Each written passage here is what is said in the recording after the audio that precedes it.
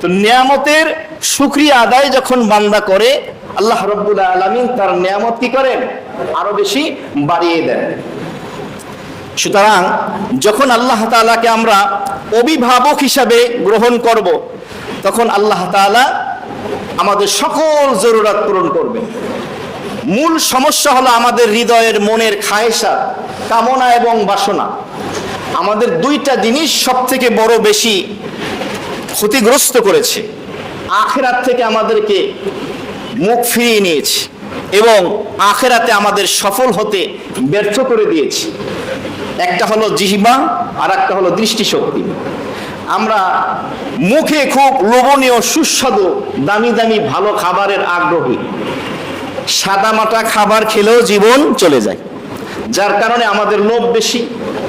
উপার্জনের ক্ষেত্রে হালাল হারাম, জায়েজ না জায়েজের কোনো তারতম্য নেই। আর একটা হলো চোখের চাওয়া পাওয়া অনেক বেশি।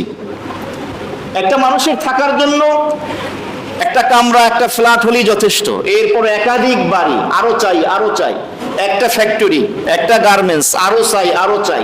এই যে চাহিদা চোখের, এই যে কামনা বাসনা, মুখের স্বাদ চোখের চাহিদা, যার কারণে আজকে আমরা আখিরাত থেকে অনেক পিছনে পড়ে আছি। এই জন্যই কামনা খাহেসাত এটাকে দূরে রেখে আল্লাহ রাব্বুল আলামিনকে অভিভাবক বানাতে হবে নেককার দিনদার হওয়ার জন্য।